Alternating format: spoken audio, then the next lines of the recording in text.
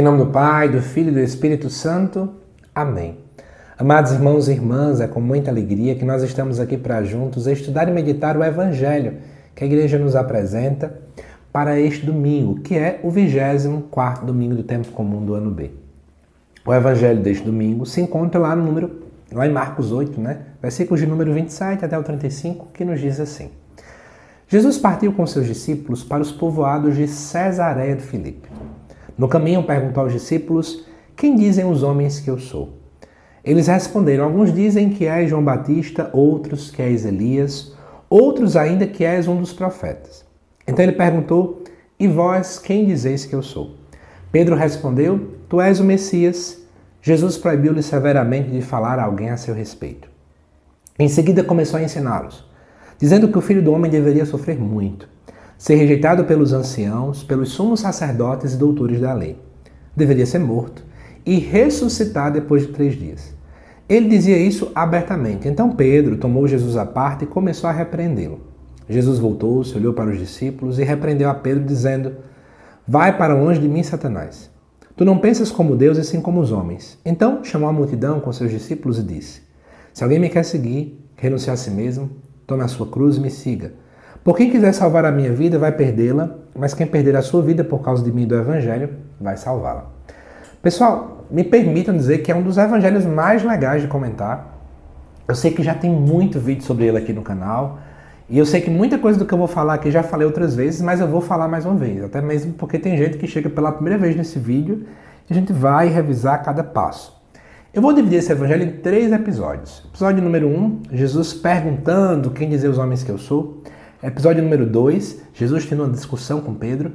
Episódio número 3, Jesus com a multidão e dando algumas recomendações. No primeiro momento, Jesus vai com seus discípulos para povoados. Interessante saber que um povoado ele era um local mais simples no aspecto religioso. E muitas vezes, por ser um local mais simples, ali existiam pessoas que eram muito apegadas a regras, muito legalistas, e com visões muito específicas de religião. Por quê?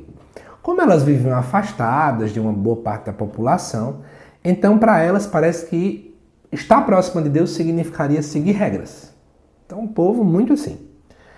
E além disso também eles estavam ali em Cesareia de Filipe. Cesareia de Filipe recebe esse nome porque é um dos lugares em que um dos Césares dividiu aí para seu filho Filipe. Então era um local também habitado por uma política romana muito fortemente. E nesse caminho, interessante, Jesus geralmente pergunta no caminho mesmo. Caminho é local de aprendizagem, caminho é local de discipulado, caminho é local de crescimento. E Jesus pergunta: o que é que o povo fala de mim? Quem é que eles dizem que eu sou? Fica parecendo que Jesus está fazendo uma pesquisa de IBGE. E o povo começa a falar: alguns dizem que é João Batista, outros dizem que é Elias. Então as pessoas ficam neste campo, de olhar para pessoas que já passaram, que tiveram características positivas, e elas comparam Jesus a isso. Mas note, Jesus é muito mais do que isso. Jesus é o próprio Messias, o Filho de Deus vivo, é o próprio Deus encarnado, o Verbo encarnado. Então, tem muito mais coisas sobre Jesus. Mas as pessoas estão meio que cegas. Elas ficam num caminho muito superficial. Tudo bem, Jesus provavelmente nem se surpreendeu. Mas aí, nesse momento, Jesus então questiona: e vocês dizem o quê? Porque pensa comigo, eu estou com a nata, Eu estou com um grupo seleto, um grupo de pessoas que caminhavam com Jesus. É óbvio que esse povo precisa pensar diferente. Pedro, porta-voz do povo, diz o quê? Tu és o Messias. O que quer dizer Messias? Messias quer dizer ungido, o enviado. Então, Pedro reconhece: olha, tu és aquele que Deus enviou. Então, Pedro dá um salto na fé, ele reconhece mais do que as pessoas. Jesus aqui não elogia Pedro, Tem evangelho que Jesus elogia. Mas aqui Jesus manda que ninguém fale nada sobre isso. Por quê? Porque, na verdade, toda compreensão ela só surge à luz da cruz. Toda compreensão sobre quem Cristo é só surge a partir da Páscoa. Se Jesus começasse a falar abertamente para as pessoas que eram o Messias, o povo ia querer matá-lo, o povo ia desacreditar. Então espera o episódio da cruz. A nossa fé ela é iluminada pela cruz. É como se a cruz fosse uma lanterna que ilumina toda a nossa fé. Só que aí Jesus começa a ensinar que vai ter que sofrer, que vai ter que passar por isso e por aquilo, mas que ele vai morrer, depois vai ressuscitar. Jesus não contou só coisas negativas, a ressurreição está aí. Mas a gente foca tanto na coisa ruim, mas tanto na coisa ruim, que foi o que aconteceu com Pedro. Só que Pedro é muito atrevido. Pedro, vendo que Jesus falou aquilo, vamos se colocar no lugar de Pedro, ok? Nós largamos tudo para seguir Jesus, a gente já está há algum tempo com ele, né? Então, como é que Jesus agora abre a boca para dizer que vai sofrer? Nossa, que absurdo, né? Então, eu acho que Pedro fica parecendo que é um agente de marketing de Jesus. Ou seja, Jesus, vem cá, olha, tu não pode dizer isso não, viu? A gente largou tudo para te seguir. Você é o Messias, eu acabei de falar, né? Você não pode, não. Jesus que estarece de falar essas coisas. Você não vai sofrer, não. É mais ou menos essa a conversa de Pedro com Jesus, né? E talvez até Pedro achasse que poderia ser verdade, mas eu acho que ele pensou, não fala isso aqui pro povo não, o povo vai se assustar, né? Faz aí um evangelho mais adocicado, mais açucarado, né? Que isso assusta as pessoas. Fica parecendo isso. Só que Jesus, então, vendo isso, Jesus toma Pedro à parte. Jesus não passa a mão na cabeça de Pedro e começa a repreender Pedro. E Jesus olha para os discípulos como quem diz, ei, ó, presta atenção que eu vou falar, hein? E diz, vai para longe de mim, Satanás. Isso aqui é uma péssima tradução, tá bom? A tradução mais coerente é, vai para trás de mim, Pedro. Ou seja, Pedro, teu lugar é atrás, tu é discípulo, criatura. Tu não é para estar à minha frente dizendo o que é que eu devo fazer, o que é que eu devo falar, ou qual o próximo passo da minha vida, não. Teu lugar é como discípulo que me segue.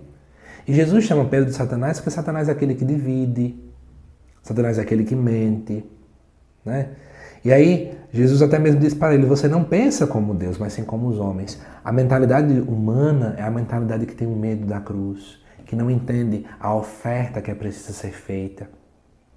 E aí, nesse inteirinho, Jesus agora chama a multidão de volta, que é o povo que muitas vezes está na marginalidade, que está na margem, que está na superficialidade. E Jesus diz, ó, se alguém me quer seguir, renuncie a si mesmo. Podemos pensar, renuncie ao seu medo da cruz, renuncie às suas inseguranças, renuncie aos seus projetos, aos seus sonhos, às suas vontades, aos seus gostos. Tome a sua cruz, carregue a sua cruz, pegue a sua cruz, não abandone a cruz e me siga. Porque a lógica do reino é o contrário do mundo. Quem quer salvar a vida perde, quem quer perder, ganha. Olha que coisa bonita. A lógica do discipulado de Jesus é a lógica da cruz. A nossa igreja, ela bebe da cruz. A nossa igreja, ela é iluminada pela cruz.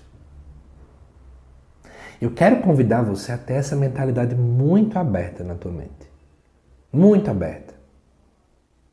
Se nós começarmos a querer tirar a cruz, o sofrimento, para açucarar, para adocicar a mensagem do Evangelho, a gente está fazendo igual a Pedro. Que temos uma certa consciência de quem Jesus é, tudo bem, ele é Messias, tudo bem, mas que, embora tenhamos essa compreensão, infelizmente, a gente não quer revelar para as pessoas a verdade, a gente quer passar a mão nas pessoas, que a gente tem medo de perder o povo, a gente tem medo disso, daquilo, outro. Pensemos sobre isso à luz desse Evangelho. Não é o caminho de ter medo. Mas voltando para a primeira leitura, é alguém que sabe que Deus é o auxiliador, então para que eu vou ter medo? Né? Para que eu vou ter medo? O texto quer nos convidar a isso. Para que eu vou ter medo? Se Deus está comigo, eu não tenho medo da cruz. Se Deus está comigo, eu não tenho medo do sofrimento. Se Deus está comigo, eu não tenho medo dos nãos. Se Deus está comigo, eu não tenho medo que portas se fechem, porque Ele vai abrir portas para mim. Essa é a nossa grande verdade. Então, que pensemos sobre isso à luz desse Evangelho, tá bom? Que Deus te abençoe, amado irmão e irmã. Te aguardo nos próximos vídeos aqui do canal. Até mais.